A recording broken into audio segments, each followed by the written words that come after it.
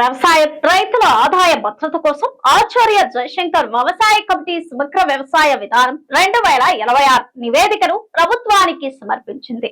5 ఏళ్లలో 25 లక్షల ఎకరాల్లో వరి స్థానంలో ప్రత్యామ్నాయ పంటలను ప్రోత్సహించాలంటూ ఇందుకు స్వచ్ఛందంగా ముందుకొచ్చే రైతులకు ఎకరానికి 4,000, 8,000 వరకు నగదు బదిలీ చేయాలని సూచించింది. బలమైన మార్కెటింగ్, ప్రభుత్వ నిధులతో పంటల బీమా, వాల్యూ ఎడిషన్ ద్వారా గ్రామీణ ఆర్థిక వ్యవస్థను బలోపేతం చేయడమే లక్ష్యంగా రూపొందించిన ఈ నివేదికపై జూలై 2న మంత్రిమండలి చర్చ జరగనుంది. తెలంగాణలో సుస్థిర వ్యవసాయాభివృద్ధి, రైతులకు ఆదాయ భద్రత, పటిష్ట గ్రామీణ ఆర్థిక వ్యవస్థే ధ్యేయంగా రూపొందించిన సమగ్ర వ్యవసాయ విధానం 2026 అమలు చేయాలని ఆచార్య జయశంకర్ వ్యవసాయ విశ్వవిద్యాలయం రాష్ట్ర ప్రభుత్వాన్ని కోరింది. రాష్ట్రంలో వ్యవసాయ రంగం ఎదుర్కొంటున్న ప్రస్తుత సమస్యల నేపథ్యంలో అగ్రివర్సిటీని నోడల్ ఏజెన్సీగా ప్రకటిస్తూ నూతన విధానాన్ని రూపొందించాలని ప్రభుత్వం గతంలో ఆదేశించింది. దీని ప్రకారం వర్సిటీ వీసీ ఆల్థాస్ జానయ్య నేతృత్వంలోని సుస్థిర వ్యవసాయ అభివృద్ధి అధ్యయన కేంద్రం జాతీయ, అంతర్జాతీయ పరిస్థితులపై సమగ్రంగా అధ్యయనం చేసి నివేదికను సిద్ధం చేసింది.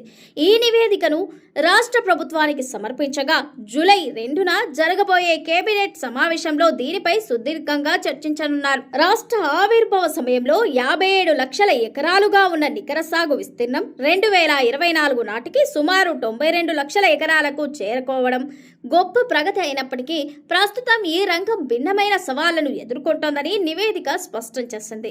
రైతులు ఒకే పంటపై అధికంగా ఆధారపడటంతో నీరు, భూమి, ప్రభుత్వ వనరులపై విపరీతమైన ఒత్తిడి పెరుగుతోంది. పెరుగుతున్న మిగులు ధాన్యం నిల్వలు, వాటి నిర్వహణ వ్యయాలు, సహజ వనరుల సుస్థిర వినియోగం వంటివి ఇప్పుడు పెద్ద విధానపరమైన సవాళ్లుగా మారాయి.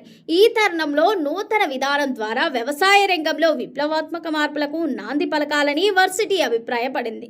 ఆదాయ వృద్ధి, ప్రైవేటు పెట్టుబడులకు కొత్త అవకాశాలను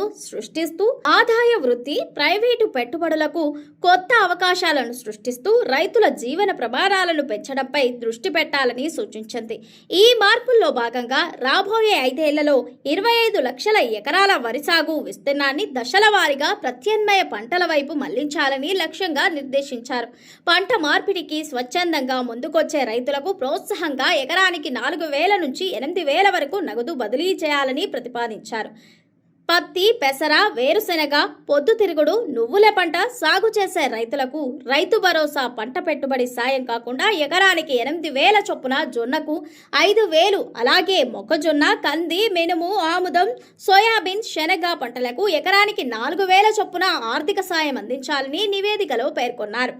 రైతులకు కేవలం పంట మార్పిడి మాత్రమే కాకుండా ప్రత్యామ్నాయ పంటల కోసం స్థిరమైన, లాభదాయకమైన మార్కెట్ అవకాశాలను అందుబాటులోకి తేవడం అత్యంత అవసరమని వర్సిటీ స్పష్టం చేసింది. ముడి ఉత్పత్తుల విక్రయానికే పరిమితం కాకుండా వాల్యూ ఎడిషన్ ద్వారా అధిక లాభాలు పొందేలా పప్పు ధాన్యాలు, మెల్లులు, చిరుధాన్యాలు, నూనె గింజల శుద్ధి కేంద్రాలు, అధునాతన నిల్వ ప్యాకేజింగ్, మౌలిక సదుపాయాలు, బ్రాండింగ్, మార్కెటింగ్ను ప్రోత్సహించాలి.